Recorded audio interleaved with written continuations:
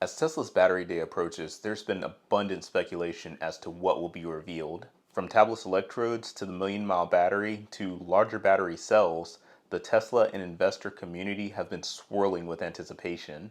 The battery is arguably the most important component of a Tesla and an EV in general, and chemistry significantly affects the performance and energy density of an EV.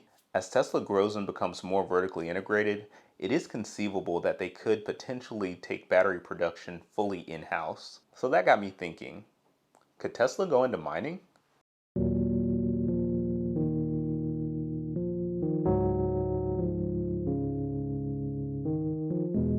Hey everyone, Brandon here, and this is Time to Adult. If this is your first time here, thanks for stopping by. If not, thanks for coming back. Tesla's push towards vertical integration and efficiency in manufacturing is one of the many reasons they are the dominant force in the EV world. Limiting suppliers and developing most of their components in-house lowers costs by cutting out the markup that suppliers would have to charge. It also mitigates supply chain risk by limiting sensitivity to external factors. Mining is somewhat removed from vehicle and storage production, but if Tesla were to get into mining, they could control one of their most significant supply chains. So let's start by discussing the batteries.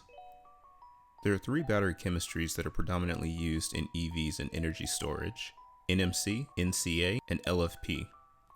NMC stands for lithium nickel manganese cobalt oxide. In 2016, NMC accounted for 26% of the EV battery market and is expected to grow to 41% by 2025. NMC batteries can be found in most EVs to include the Audi e-tron, Jaguar I-Pace, and Chevy Bolt, just to name a few. Tesla also uses NMC chemistries in their batteries, but up until recently, it was only in their Powerwall and PowerPack storage devices. NMC batteries' long cycle life, low relative cost, and high energy density make them attractive for general use in EVs. Lithium nickel cobalt aluminum oxide, or NCA battery chemistry, is primarily used by Panasonic in its partnership with Tesla. These cells can be found across Tesla's vehicle lineup. The primary advantage of NCA is that it has a higher energy density than other chemistries and enables batteries to charge faster. The primary drawback is that it is more expensive as it uses a high amount of cobalt.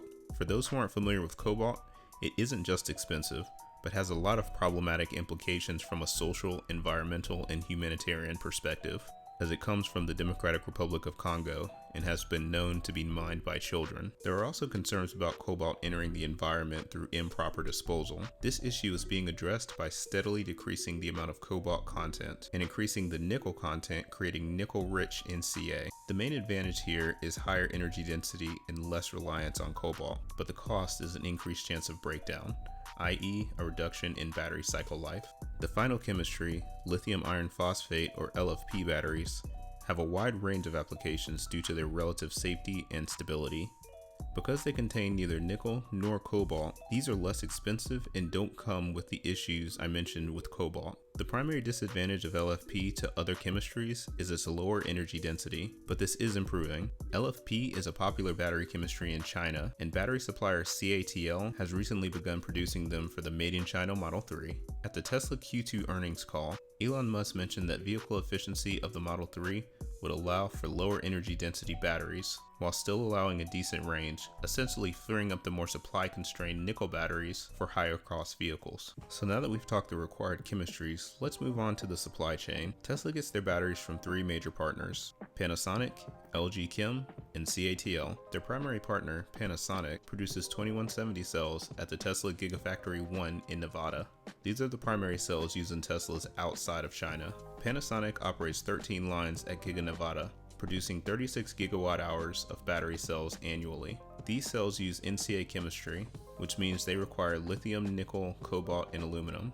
As Tesla moves away from cobalt in their batteries, the need for nickel will increase significantly. During their Q2 earnings call, Elon Musk said to mining companies, "Tesla will give you a giant contract for a long period of time if you mine nickel efficiently and in an environmentally sensitive way."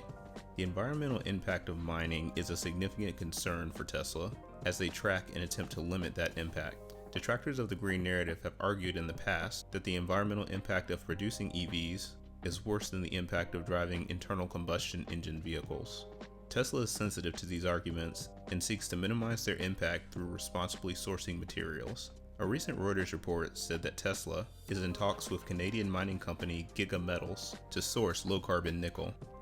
Am I the only one who thinks that name is too coincidental? Giga's process to produce net carbon neutral nickel involves using CO2 and waste from their mining operation to create bricks. They also plan to incorporate hydropower into their operation. Nickel demand is on the rise as EVs are becoming more popular, and responsible sourcing of metals will become more critical as time goes on. One of the key issues with current nickel supply is that a lot of it comes from Indonesia, where waste from the mining process has been reported to be dumped in the ocean. But the Turnagain deposit in British Columbia, Canada would be a more ideal solution, as Canada has tighter environmental regulations. Giga plans to produce 40,000 tons of nickel and 2,000 tons of cobalt a year for at least 20 years. That's enough nickel to produce over 1.2 million Model 3s per year. The Turnagain deposit is also a relatively young deposit, meaning higher, cleaner yields.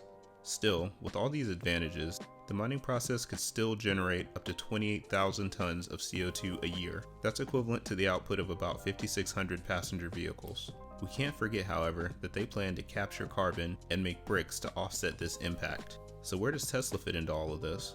Is this a simple supplier-customer agreement? Maybe, but perhaps there's more at play here. So let's look at Tesla's potential to go into mining.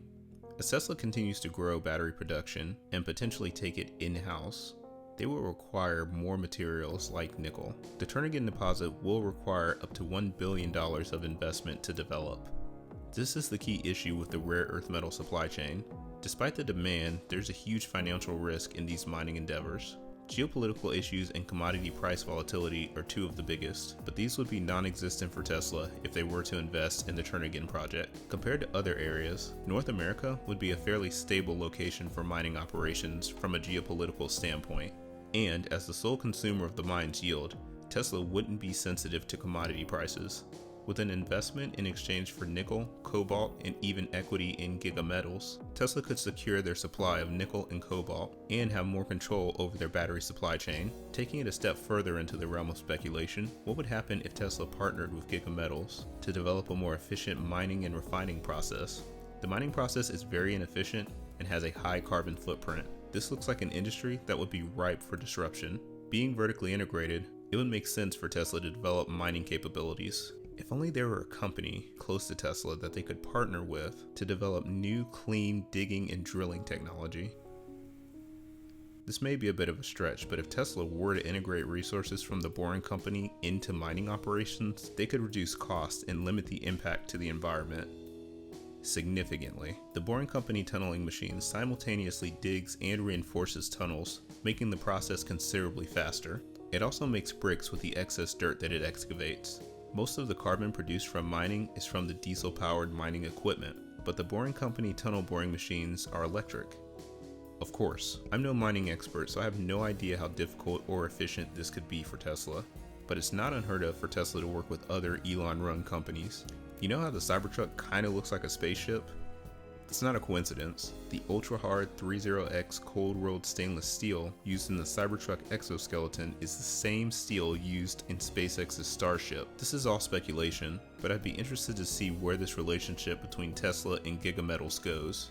Maybe we could one day see a Giga Mine or a Gigafactory Canada. The prospect of Tesla getting into mining is an exciting one and could point to an even brighter future as Tesla takes further control of their destiny. I will say that this is a huge endeavor and Tesla only has a limited bandwidth. Given everything on their plate, I have no idea if or when this will ever come to fruition, but it sure is fun to speculate. This isn't investment advice or prediction of the future. It's just my opinion as a Tesla owner, investor, and fan. But what do you think? Could Tesla get into mining? Do you think that there's another industry that they're preparing to disrupt? What about the mining story might I have missed? Let me know in the comments. If you like this video, go ahead and like, share, and subscribe. This is a new channel, and I'd really appreciate the support. With that, I'm Brandon, and this has been Time to Adult. Thank you so much for watching, and I wish you the best on your journey toward a better tomorrow.